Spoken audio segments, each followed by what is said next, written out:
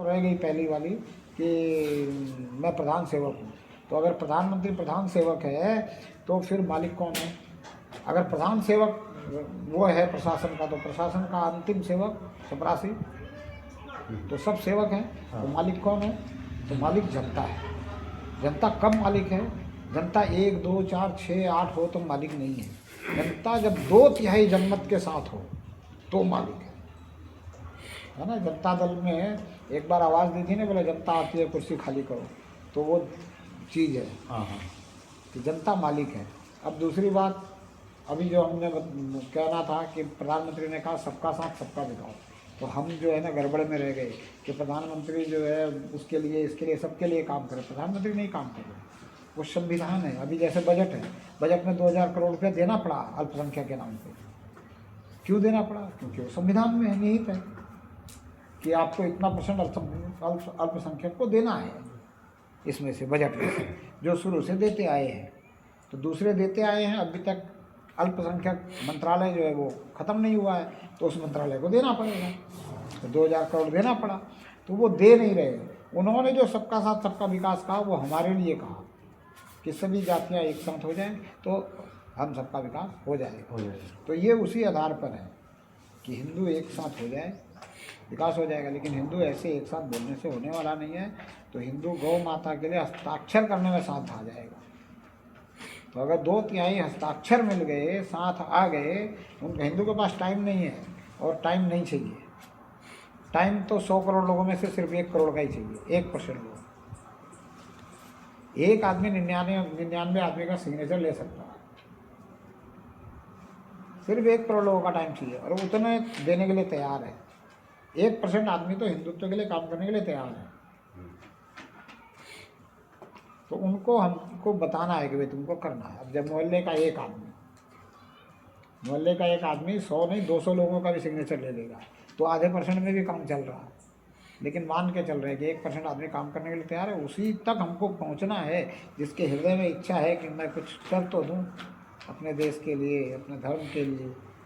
वो जज्बा है उनके अंदर, लेकिन वो कर नहीं पा रहे। बोला मैं अब मेरे पास 1 घंटा समय होता मैं क्या करूं। अब वो 1 घंटा रोज़ निकालेगा, 4 घंटे में, जो 4 दिन में 4 घंटे में वो साइन करवा के ले आ देगा आपको 200। तो इतना वो करना है। अभी एक बात प्रधानमंत्री जी ने और भी कही, मैं चौकीदार। तो हम सब ने भी कहा था कि मैं भी चौकीदार।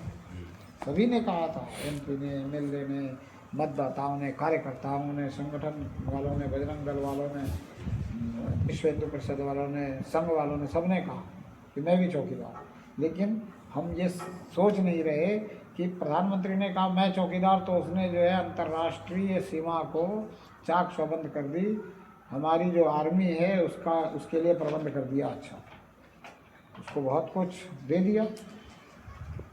हमने क्या किया? हमने किसकी चौकीदारी करी? खाली बोल दिया मैं भी चौकीदार। तो अब हमारी ये है कि हम गौ माता के चौकीदार बन जाए, हम गौ माता को बचा लें। इसके लिए हमें जो है एक मौका मिला है। एक बहुत अच्छा प्रारूप संतों द्वारा दिया गया है। ये संत कोई आम संत नहीं है जिन्होंने प्रारूप दिया। बहुत से ऐसे संत हैं जो जज की नौकरी से रिटायर होकर संत बन गए हैं, प्रिंसिपल थे, कुछ और थे। कुछ इसमें ऐसे भी लोग हैं जो शिक्षा विभाग के सबसे ऊपर राज्य का जो होता है उनमें से, जैसे भी राजस्थान में बहादुर सिंह गुज्जर जी, वो शिक्षा विभाग के डायरेक्टर थे, वो सबसे बड़ा पद हो गया। और वो जो है वहाँ से रिटायर होने के बाद में और इस कार्य में लगे हुए, अपना गाड़ी, अपना धन, सब कुछ अपना लेकर के, और पूरे राज्य में, राजस्थान में हर जिले में, हर तहसील में घूम रहे हैं। तो ऐसे लोग भी लगे हुए हैं। तो हमको तो लगना चाहिए, अगर हमारे अंदर है तो हमें करना है। और गौ सेवक जो है उनको लगाना चाहिए, जो धर्म प्रेमी है, प्रभु प्रेमी है, उनको लगाना चाहिए। हमारे संघ के लोग हैं, बजरंग दल के लोग हैं, विश्व हिंदू परिषद के लोग हैं, इन सबको लगना चाहिए। अच्छा, कुछ लोग ऐसे कहेंगे कि भाई मैं तो संघ का ये हूँ और मुझे ऊपर से तो आया नहीं है। तो भाई ये कोई तुम गलत काम थोड़ी कर रहे हो। ऊपर वाले तो इसलिए नहीं देंगे क्योंकि ये किसी संघ का, किसी दल का और किसी बल का काम नहीं है। तो हमने ऊपर वालों से अप्रोच ही नहीं किया कि आप उनको कहिए। और ऊपर वाले कह भी नहीं सकते। अगर कह देंगे तब तो आप कहोगे भाई बजरंग दल कर रहा है, तब तो आप कहोगे कि विश्व हिंदू परिषद कर रहा है, तब तो आप कहोगे कि संघ वाले कर रहे हैं, तब तो आप कहोगे कि फलानी सेना कर रही है, करनी सेना कर रही है। ये कोई नहीं कर रहा है, ये जन जन का अभियान है, ये जनता कर रही है। और अपने आप को अगर भारत का नागरिक समझते हो तो आप संघ के होने से पहले भारत के नागरिक हो, आप बजरंग दल के होने से पहले भारत के नागरिक हो, आप विश्व हिंदू परिषद के होने से पहले भारत के नागरिक हो, आप हिंदू धर्म के हो, आप गौ माता को मानने वाले हो, तो आपको जन जन का अभियान है, ये आपको करना है, इसलिए करो। आपको कोई ऊपर से आदेश देगा, उतना काम तो आप करते हो, तो वो दल का बल का संघ का काम होता है, वो उसमें संघ का नाम होता है। इसमें किसी का नाम नहीं है, किसी की फ़ोटो नहीं है, गौ माता इसमें संरक्षक है, नंदी बाबा अध्यक्ष है, किसी का नाम नहीं है। और जो काम करेगा, जितने क्षेत्र में काम करेगा, उसको उतने लोग जानेंगे। अब जैसे मैं ही कर रहा हूँ, तो मैं जहाँ पहुँच रहा हूँ वहाँ तो मुझे लोग जानेंगे कि वे फला महात्मा आए थे, करेंगे। और आजकल तो वीडियो का ज़माना है और है, सोशल मीडिया का ज़माना है, तो कहीं ना कहीं तो लोग जानेंगे, तो काम करने वाले को लोग जानेंगे। अधिकारी जानना जरूरी नहीं है, और अधिकारी जान करके मना कर नहीं सकता है, क्योंकि काम भी हमारा यही है। हम जुड़े बजरंग दल से, हम जुड़े अगर विश्व हिंदू परिषद से, हम अगर आरएसएस से जुड़े हुए हैं, हम अगर शाखा लगा रहे हैं, कुछ कर रहे हैं, तो हम किस लिए कर रहे हैं? हिंदुत्व को बचाने के लिए, राष्ट्र को बचाने के लिए, सनातन को बचाने के लिए, सनातन सभ्यता संस्कृति को बचाने के लिए, यहाँ के पूरे कल्चर को बचाने के लिए। और उसमें सबसे बड़ा हाथ जो है गौ माता का है। गौ माता अगर नहीं होती इस भारत में, तो भारत का ये प्रारूप ही नहीं होता। जैसे गाय और बैल, ये दो ही थे हमारे लिए धन धान्य के लिए, इसीलिए इसको गौधन कहा गया था ना। गौधन, गजधन, गाजधन और रतन धन खान, जब मिले संतोष धन, सब धन धूल समान। तो गौ धन है, और इस धन को हमें बचाना है। कुछ लोग ऐसे भी हैं जो गाय को पालते हैं, जब तक दूध देती है, जब तक देती है, उसके बाद बेच देते हैं, तो पैसे भी लेते हैं। उन्हीं लोगों की वजह से वो हिंदू ही हैं, उन्हीं लोगों की वजह से गाय कट रही है। तो वो लोग ये भी कहेंगे कि भाई हम तो बेचते हैं तो हमें धन मिलता है, अब ये धन हमको कौन देगा? तो बोला तुम गाय को बेच करके जितना धन लेते हो, तुम्हारे घर में जितनी बीमारियाँ होती है वो जो है तुम देखो, और तुम उसको बेचना बंद करोगे, उसके बाद तुम्हारे घर में बीमारियाँ नहीं होगी, उसको भी तुम देखोगे। तो वो धन तुम्हारा बच गया कि रह गया कि कहाँ गया? वो एक का चार लेके जाने वाला है। ये सब बातें समझानी पड़ेगी। जो समझने के लिए तैयार है वो समझ जाएगा, जो नहीं समझने के लिए तैयार है वो थोड़ी देर में समझेगा। उसके लिए अपने को उपाय ढूंढना पड़ेगा कि उसको कौन समझा सकता है। जिसने समझ लिया है उसमें से कोई तो होगा जो उसको समझा सकता है। हर व्यक्ति किसी ना किसी का प्रेमी होता है, हर व्यक्ति को कोई ना कोई तो समझा सकता है कि नहीं? नारद ने रत्नाकर को समझा लिया, गौतम बुद्ध ने अंगुलीमाल को समझा लिया, तो कोई तो ऐसा व्यक्ति होता है जो उसको भी समझा सकता है। उसको अगर हमने ढूंढने में सफलता हासिल कर ली तो हम उस व्यक्ति को समझा करके उसका भी साइन ले लेंगे। और ये कार्य होना बहुत आवश्यक है। अगर ये कार्य अभी नहीं हुआ इन 2 सालों में, और हम अगर नहीं कर पाए, तो मेरा ये मानना है और सभी संतों का ये मानना है कि भारत के अंदर हिंदुओं की जो चौथी पीढ़ी होगी वो बड़ी दिक्कत में रहेगी। चौथी पीढ़ी बहुत दिक्कत में रहेगी।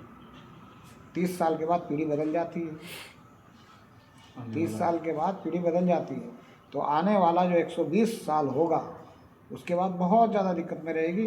दिक्कत तो अभी भी है, और दिक्कत 30 साल के बाद भी शुरू हो जाएगी। 75 साल में ये 5% के 7% के 35% हो गए, तो 20 सालों में ये 50% हो जाएंगे। फिर इनका प्रधानमंत्री बनेगा, फिर इनका कानून चालू हो जाएगा, और हम घटेंगे। हम क्यों घटेंगे? हम अभी 100 करोड़ हैं, तो हम एक बच्चा पैदा कर रहे हैं, तो हमारी आने वाली पीढ़ी 50 करोड़ में सिमट जाएगी। 50 करोड़ वाली फिर 25 करोड़ में आ जाएंगे, एक एक पैदा करेंगे। तो हम जनसंख्या ऐसे भी घटाएंगे, उनकी वैसे बढ़ेगी, वो हमें काट के ख़त्म कर देगी। भाई एक एक पैदा करोगे तो 100 करोड़ के 50 करोड़ ही तो हो गए, चाहे 20 साल में हो जाओ।